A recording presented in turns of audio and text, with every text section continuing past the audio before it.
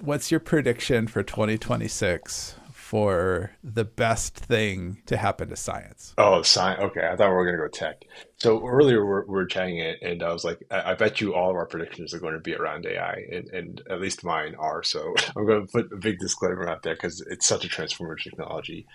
But for science, I'm a little bit less optimistic. If anything, it's a little bit more pessimistic. There has been this war on science recently, at least here in Yeah. the US, and I feel like that's going to continue on, given from what I've seen and some of the work that I've been trying to do with, we're going to call it basic research, translational Yeah. research, trying to take and work with labs, natural labs, and seeing some of that slow down. I'm a little worried that's going to carry over into 2026 and probably remain so.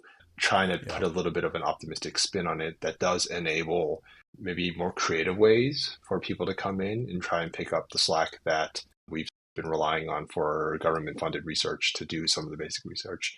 So my prediction is we will have a slowdown in advances in science, and maybe there'll be some sort of resurgence, a grassroots resurgence of people who are in the field try and spin off and do something outside of it. So there's some interesting things happening there as well.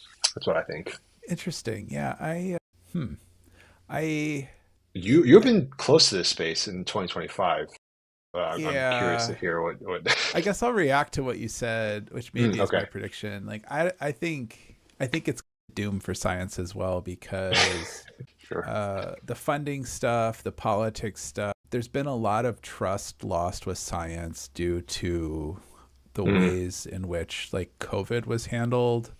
There's mm, always been skepticism and doomers, but I think the the reason that we got a COVID vaccine as fast as we did was because we were developing novel technologies to try to fight other coronavirus viruses. And the mRNA vaccines were a technology developed over roughly 10 years. And the reason that the technology mattered was because we were able to very quickly reproduce the antibodies effectively or disrupt the signal of the virus so that it wouldn't infect people. If you're a conspiracy theorist with COVID, I don't really give a shit. Don't comment. That's how the technology worked. And the only reason that it worked was because of SARS. It came out in, what was it, early 2000s, was a big, it's been around for a long time, but it mm, was a big outbreak in China and parts of Asia. And people said, gee, let's figure out a better way. There's got to be a better way to these viruses. Like HIV is one. The coronaviruses are another family. They adapt so fast that vaccines are very hard because while they might not be a perfect match and prevent you from getting completely sick, they oftentimes will help you reduce symptoms. So, like the flu vaccine, I hear every year, oh, it doesn't work. It's a yeah, miss. yeah. While there's different types of coronaviruses for the flu viruses, the vaccines generally will help you get less sick or maybe not sick at all if you're exposed to that variant. And so we developed that technology and it works. The controversy, I think, really stems from the way that certain people within the government handled the whole thing. During COVID, the early days of COVID, masks don't help, don't wear them. I vividly remember this. And then, the evidence or whatever the opinion changed. And the reality was masks probably were fine the whole time, and you probably should have been wearing them the whole time because they reduce your ability to transmit a virus, Yeah. just period. And that was the wrong thing to do. And instead of admitting that or explaining why, and my understanding was it was said because there was a shortage of PPE, we call Yeah, it, yeah, personal yeah. protective equipment, or masks. And we wanted to make sure doctors and nurses and people on the front lines of this mystery thing that Mm, created a bunch of mistrust. And then this same guy says this magic vaccine will prevent you from getting sick. And it turns out it didn't prevent you from getting sick. You could still get sick if you have the COVID vaccine. Again, the reality is you're probably less sick or you're exposed to a different variant. So you might not mhm. get sick from the variant that the vaccine is tooled against. But But you get as a we've different discussed, it version of it. evolves very Yeah. quickly and you might get it. So it's like if to make this really simple, if you have a vaccine against Dobermans, the dog, and then a And Chihuahua comes along, Chihuahua's still a bites you. dog. Right? To It's a visualize it. much Yeah. less scary dog, and maybe the bite isn't as bad, right? You don't get as sick, quote unquote. It's a different thing. And so I think that is going to continue. In my mind, it's very clear that vaccines work. They don't work 100% of the time. They don't work for 100% of people. And instead of admitting that and doing the hard work and trying to explain why some people still get polio if you get vaccinated against polio, because nothing is absolutely effective, even though if you understand statistics, it effectively is universally protective. But that means some people are still going to get it, or it's not going to work for some people. You don't typically get sick from the vaccine. I'll be very clear on that. And people will cherry pick things, create a bunch of controversy without the full context. And people who hear this stuff don't want to get sick. That's why you have a doctor. That's why you have a medical team. Like, I hate the do your research thing because there's so much disinformation in the world. It's impossible you'll find to discern. Confirmation bias is real. You'll find what you want to find. But the fact that we're even talking about vaccines have been around for what, 300-400 years in like modern form. Like the Greeks and the Egyptians were experimenting with all sorts of like exposure therapy to try to get people immune from stuff.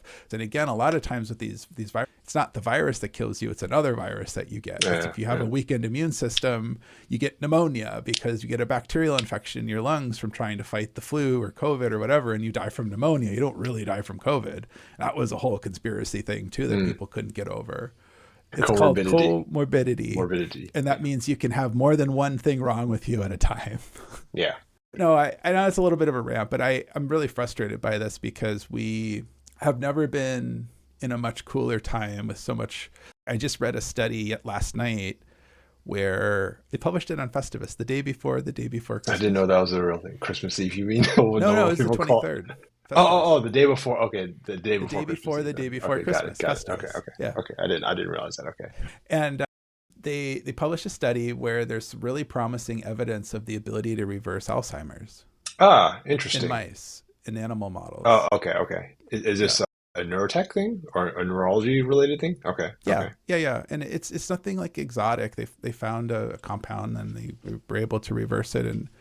And so again, like, people will hear that we've solved Alzheimer's. No, we haven't. We've found a thing that reverses Alzheimer's in certain cases.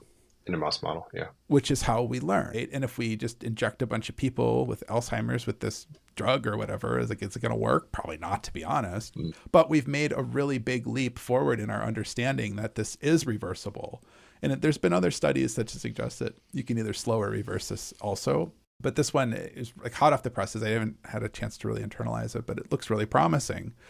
So my prediction for 2026 in science is that we're going to continue to make really strong advancements, but they're not going to make it to the public. Sure. And I think that, as you were saying, the distrust in science is going to continue, unfortunately. And things like the Alzheimer's and mice reversal should get everybody excited, and we should be funding basic science. And from what I understand, it was basic science that produced this. Yeah. And that's how you build. And maybe 10 years from now, we'll be talking about Alzheimer's isn't a thing anymore. Yeah, or 99% of people who get diagnosed with Alzheimer's get it reversed. Just like HIV 20 years ago was a death sentence. And there's more and more cases now where people have such low levels of the virus, they're considered HIV free, not able to transmit it, and they're not getting sick from it. So do we cure it? I don't know. That's a hard one. Yeah, but we've made it in such a way where you can live a normal life. And there's all sorts of political bullshit around that too. It's really cool that there was a virus that hurt people that we got rid of or made inert so that it doesn't hurt people. Why can't we celebrate that? Yeah, no, it's a very good note to end on. We've actually cured diseases before. And why aren't we talking about this stuff more? Yeah, so my prediction is that we're going to continue to see really cool leaps in different pieces of science.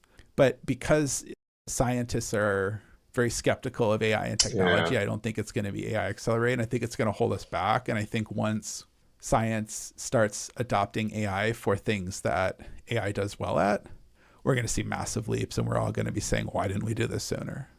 Yeah. That reminds me of some of the That's my prediction for 2027. All right. Already making longer term predictions. Yeah. Cool. And just to be clear, like AI isn't going to take over science and obsolete scientists, but like everything else we talk about with AI, there's all sorts of stuff that scientists have to do that could be freed up by something else.